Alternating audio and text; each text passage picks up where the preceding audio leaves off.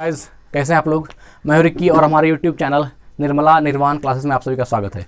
जैसा कि जानते हैं चल रहा था प्राचीन भारत, और प्राचीन भारत में हम लोग देख रहे थे राजपूत राजवंशों की उत्पत्ति, है ना। चैप्टर नंबर था राजपूत राजवंशों की उत्पत्ति। इसमें जो है हम लोग गुर्जर प्रतिहार वंश, है ना, राठौर वंश, गढ़वाल वंश देख चुके थे, चौहान वंश भी देख चुके थे, और अब बारी है परमार वंश की।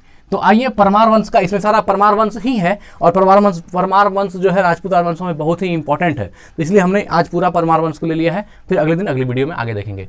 परमार वंश देखते हैं। परमार वंश का संस्थापक उपेंद्र राज था। परमार वंश का संस्थापक कौन था? उपेंद्र राज, है ना। परमार वंश का संस्थापक उपेंद्र राज था। इसकी राजधानी, मतलब परमार वंश की राजधानी धारा नगरी कहाँ थी? धारा नगरी थी, है ना। परमार वंश की राजधानी कहाँ थी? धारा नगरी थी। प्राचीन राजधानी उज्जैन। इसका प्राचीन राजधानी जो पहले था वो उज्जैन था, है ना गाइज, उज्जैन था, और बाद में जो है इसकी राजधानी धारानगरी थी। तो राजधानी धारानगरी हो गई, अब प्राचीन राजधानी उज्जैन थी। परमार वंश का सर्वाधिक शक्तिशाली, सबसे पावरफुल किंग जो है, सबसे सर्वाधिक शक्तिशाली शासक राजा भोज था, है ना, राजा भोज। आज इन्हीं के बारे में बात होगी, राजा भोज के बारे में। परमार वंश में ये जितना फेमस हुआ राजा भोज, उतना शायद ही कोई शासक और ज़्यादा इतना फेमस हुआ होगा। तो परमार वंश का संस्थापक उपेंद्र राज था। इसकी राजधानी धारानगरी थी। परमार वंश की राजधानी कहाँ थी? तो गाइस धारानगरी थी। और प्राचीन राजधानी कहाँ थी? उज्जैन, है ना। और परमार वंश का सबसे शक्तिशाली शासक कौन था? राजा भोज था। परमार वंश का सबसे शक्तिशाली शासक कौन था? राजा भोज था। राजा भोज के बारे में कहा जाता है कि बहुमुखी प्रतिभा के धनी व्यक्ति थे। एक कवि भी थे, राइटर भी थे, विद्वान भी थे, और साथ में एक शासक भी थे। तो हर चीज़ में माहिर थे। इसलिए राजा भोज जो है, उनकी कृति जो है अभी आज तक भी लोग जान रहे हैं राजा भोज को, और उनके बारे में पढ़ते हैं। तो आइए उसको आगे देख लेते क्या है।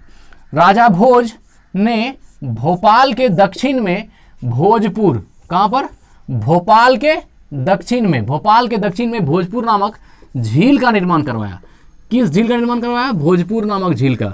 तो क्वेश्चन आपसे पूछा जा सकता है, भोजपुर नामक झील का निर्माण किसने कराया? राजा भोज ने। और यह कहाँ है? तो भोपाल के निकट, है ना, भोपाल के दक्षिण में, है ना, भोपाल के दक्षिण में। कौन सा? भोजपुर नामक झील। और भोजपुर नामक झील किसने बनवाया? राजा भोज ने। राजा भोज किस वंश से थे? परमार वंश से। आगे बढ़ते हैं। तो यहां तक हो गया। अगला पॉइंट देखते हैं। नौ, है ना, देखिए, नौसधीय चरित, बहुत ही इंपॉर्टेंट पॉइंट है ये। नौसधीय चरित के लेखक श्री हर्ष एवं प्रबंध चिंतामणि, है ना, प्रबंध चिंतामणि के लेखक मेरुतुंग थे। ये जो अभी ये पॉइंट है, बहुत ही ज्यादा एग्जाम के दृष्टिकोण से बहुत ही ज्यादा इंपॉर्टेंट क्वेश्चन है। आइए इसको फिर से देख लेते हैं क्या है पॉइंट। नौसधीय चरित, है ना, नौसधीय चरित के लेखक श्रीहर्ष। नौसधीय चरित्र के लेखक कौन है? श्रीहर्ष। नौसधीय चरित्र के लेखक श्रीहर्ष। श्रीहर्ष ने क्या लिखा?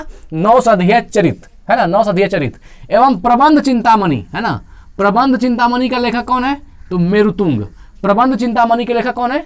मेरुतुंग। मेरुतुंग ने क्या लिखा है?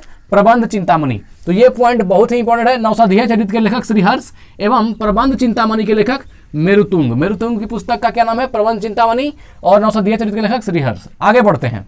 इसलिए 3-4 बार पढ़ दिए हम कि बहुत ही ज्यादा इंपॉर्टेंट और कई बार एग्जाम में पूछा गया है। राजा भोज ने चिकित्सा, है ना, गणित एवं व्याकरण, ये राजा भोज के बारे में बताया जा रहा है कि राजा भोज ने चिकित्सा में, गणित में एवं व्याकरण पर अनेक ग्रंथ लिखे हैं, है ना, अनेक ग्रंथ लिखे हैं। देखिए, यूं तो ग्रंथ लिखना आसान है, लेकिन किसी एक सब्जेक्ट पर ग्रंथ लिखना बहुत भारी पड़ता है। और इन्होंने देखिए ये चिकित्सा पर भी लिखा, गणित पर भी लिखा, और व्याकरण पर भी लिखा है। आप इससे इस राजा भोज की प्रकांडता का अनुमान लगा सकते हैं कि कितना प्रकांड विद्वान होगा वो। राजा भोज ने चिकित्सा पर, गणित में एवं व्याकरण पर अनेक ग्रंथ लिखे। एक नहीं कह रहा है, अनेक ग्रंथ लिखे। भोजकृत, भोजकृत का अर्थ होता है जो भोज ने लिखा, है ना, राजा भोजकृत या भोजकृत। युक्ति कल्पतरु, क्या नाम है? युक्ति कल्पतरु में वास्तुशास्त्र के साथ साथ, वास्तुशास्त्र के साथ साथ विविध वैज्ञानिक यंत्रों का व उनके उपयोग का उल्लेख है। बहुत ही ज्यादा इंपॉर्टेंट है। इस सेंटेंस से राजा भोज के बारे में आपको मालूम चलेगा। राजा भोज ने चिकित्सा में, गणित में एवं व्याकरण पर अनेक ग्रंथ लिखे, और भोजकृत अर्थात भोज की जो रचना है, युक्ति कल्पतरु, क्या नाम है? युक्ति कल्पतरु। युक्ति कल्पतरु में वास्तुशास्त्र, वास्तुशास्त्र मतलब ज्योतिष टाइप हुआ, वास्तुशास्त्र के साथ साथ विविध वैज्ञानिक यंत्र व उनके उपयोग का उल्लेख, वैज्ञानिक यंत्रों के उपयोग का उल्लेख पर भी कुछ लिखा। किसने? राजा भोज ने। ऐसा शासक आपको बहुत कम मिलेगा, बहुत कम ही है ऐसा। चलिए आगे बढ़ते हैं। तो यहाँ जो इस पॉइंट में क्वेश्चन सबसे इंपॉर्टेंट था वो था कि युक्ति कल्पतरु किसने लिखा है? राजा भोज ने। युक्ति कल्पतरु किसकी पुस्तक है? राजा भोज कृत है, अर्थात राजा भोज ने युक्ति कल्पतरु लिखा है। ठीक है, और देखिए वास्तुशास्त्र विविध वैज्ञानिक यंत्रों पर तो यहाँ पर पूछा जा सकता है राजपूत राजवंशों में कौन सा शासक था जिसने वैज्ञानिक यंत्रों के उपयोग पर भी कुछ ग्रंथ लिखा? तो वो कौन होगा? राजा भोज। आगे बढ़ते हैं। नवसाह संक चरित है ना, देखिए नवसाह संक चरित, नवसाह संक चरित के रचयिता पद्मगुप्त, 10 रूपक के रचयिता धनंजय, धनिक, हलायुध एवं अमित गति जैसे विद्वान वाक्यपति मुंज के दरबार में रहते थे। आइए सबसे पहला देखते हैं इसमें क्या है। सबसे पहला क्वेश्चन है नवसाह सांक चरित के रचयिता कौन है? पद्मगुप्त, है ना। नवसाह सांक चरित, नवसाह सांक चरित के लेखक कौन है? तो यह है पद्मगुप्त। कौन है? पद्मगुप्त। नवसाह सांक चरित के लेखक पद्मगुप्त हैं। और 10 रूपक के लेखक कौन है? धनंजय, है ना। 10 रूपक के लेखक कौन है? धनंजय। 10 रूपक के लेखक धनंजय। धनंजय ने क्या लिखा? 10 रूपक। धनिक, है ना, 10 रूपक के रचयिता धनंजय हैं। अब यहां से कह रहा है कि धनिक भी एक राइटर है, हलायुद्ध भी एक राइटर है एवं अमित गति भी जैसे राइटर हैं।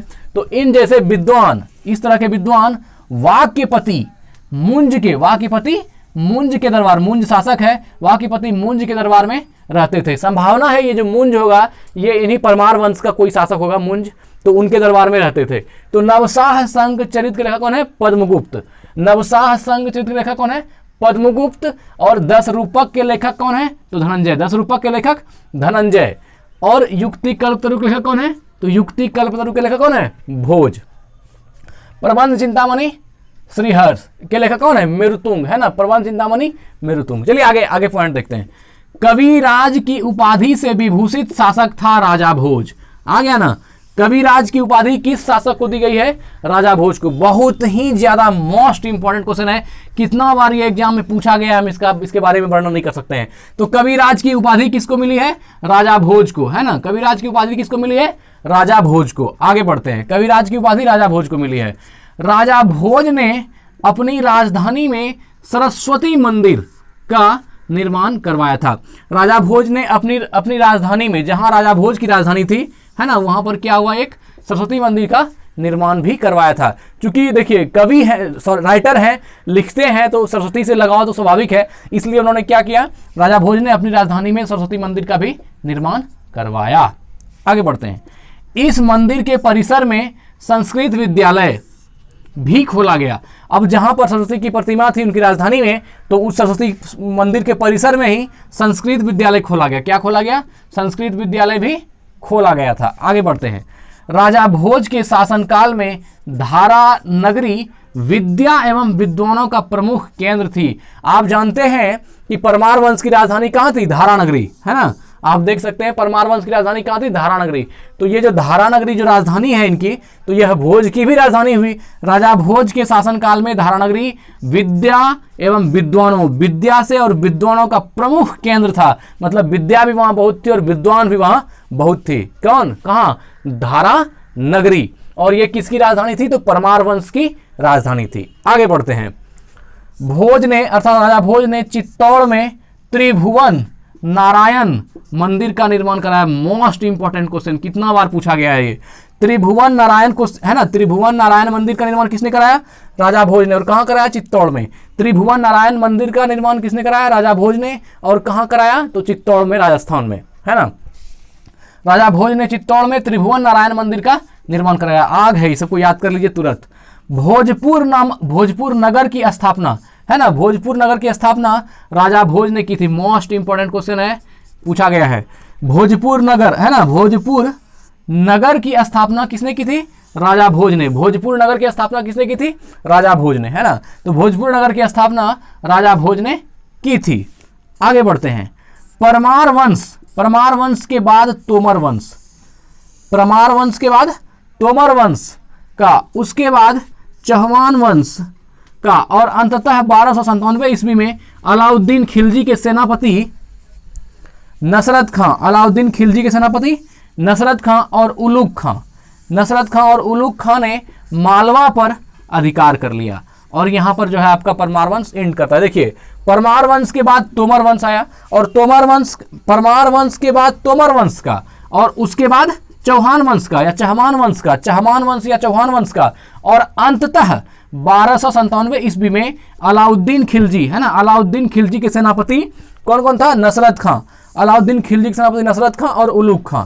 नसरत खां और उलुग खां ने मालवा पर अधिकार कर लिया। कहां अधिकार कर लिया? मालवा पर अधिकार कर लिया। तो यहां तक जो आप पॉइंट देखें ये परमार वंश था। और जो अब कुछ वंश बचा हुआ है गाइज, राजपूत राजवंशों की उत्पत्ति चैप्टर में जो और वंश पढ़ना है तो वो होगा चंदेल वंश, सोलंकी वंश, कलचुरी वंश, सिसोदिया वंश। और यहाँ पर ये जो है प्राचीन भारत, ये कलचुरी वंश और सिसोदिया वंश पढ़ेंगे, और वहाँ पर प्राचीन भारत एंड करेगा, मध्यकालीन भारत उसके बाद स्टार्ट होगा। तो फिर मिलते हैं अगली वीडियो में। धन्यवाद।